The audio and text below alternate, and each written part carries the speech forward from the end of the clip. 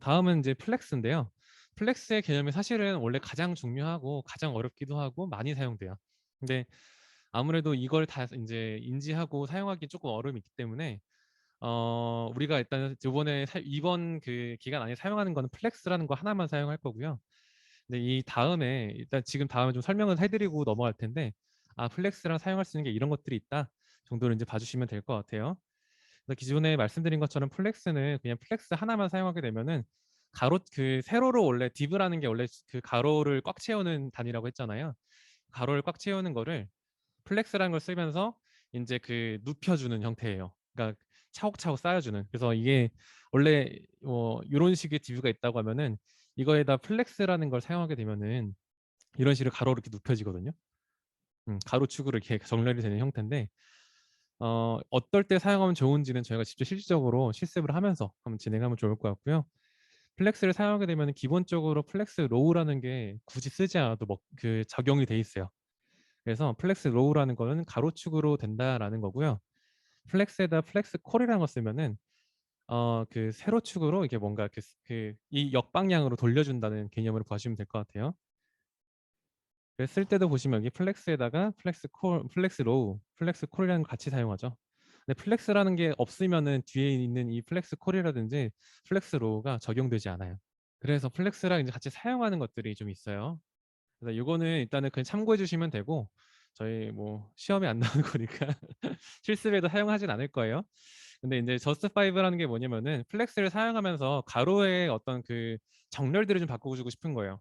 나는 이거를 뭐 왼쪽 같은 경우는 저스티파이브 스타트 같은 경우인데, 나는 이거를 div 같은 거를 이제 그 플렉스를 써서 가로축으로 이제 이렇게 정렬을 해놨어요. 근데 나는 이게 앞쪽으로 좀 몰려 있으면 좋겠어 라는 뜻이에요. 근데 저스티파이브 스타트 같은 경우는 딱히 이제 적용하지 않아도 기본적으로 적용되는 값이에요. 그래서 사실은 딱히 쓰지 않아도 되는데 뭐 가끔씩 이제 필요성이 가끔씩 생겨서 이제 소개만 해드리는 거고요. 저스티파이브 센터 같은 경우는 가운데 정렬이 필요한 거예요. 보통 이제 이게 기본 게 디폴트 세팅이라고 했잖아요. 근데 나는 가운데 정리를 하고 싶어 라고 했을 때는 저스티파이브 센터를 쓰면 되는데, 이렇게 보시면 div 1, 2, 3을 다 감싸는 큰 div에다 플렉스를 넣는데, 이 아이들을 justify 센터로 해가지고 가운데로 정렬을 하고 싶다라는 개념이라 보시면 될 것 같아요. 그리고 세 번째로는 end 개념인데, 이거는 끝 쪽으로 보내고 싶어 이러는 거예요. 그래서 큰 이 1, 2, 3이라는 div를 감싸는 큰 div에다가 flex를 쓰고 justify end를 쓰면 됩니다. 그래서 사실 저희 카드 같은 경우도 뭐 버튼을 뭐 끝 쪽으로 옮기고 싶다. 사실 이게 세 가지가 굳이 없어도 이제 끝 쪽으로 옮기고 싶다고 하면 플렉스에다가 justify end를 쓰면 되거든요. 그래서 사실 이 플렉스를 쓰는 게 꼭 여러 가지 div가 있어서가 아니라, 뭔가 이 위스 큰 가로 길이에서 난 오른쪽 끝으로 몰고 싶다라고 했을 때 그때 이제 플렉스에 justify end를 같이 쓰기도 해요. 그러니까 뭐 1, 2, 3이 없어도 나는 3만 있어도 쓸 수 있는 부분이라고 보시면 될 것 같아요. 요것도 꽤 많이 사용하는 겁니다. 그래서 플렉스에다 justify between을 하면은 이 위스 개념을 위스 풀로 채운 다음에 그 사이의 간격이 동일하게 들어가게 해주는 거예요. 그래서 이거 같은 경우는 뭐 양 끝으로 무조건 가 있어야 되는 거, 이런 거 있을 때 많이 사용하는 편이에요. 그래서 뭐 저희가 탑바 같은 경우 보시면은 좀 뭔가 그 양쪽 끝으로 뭔가 몰려 있다 했을 때 이것도 justify 그 between이라는 걸 사용해가지고 쓰는 거라고 보시면 될 것 같습니다. 그리고 두 번째로는 저희가 이제 얼라인 아이템이라고 해가지고 그 이제 가로축에 대해서 배웠잖아요. 이제 세로축에 대해서 배울 거예요. 세로에 대해서 어떻게 정리를 할 것이냐인데, 그 원래 div가 크기가 좀 다를 수가 있잖아요.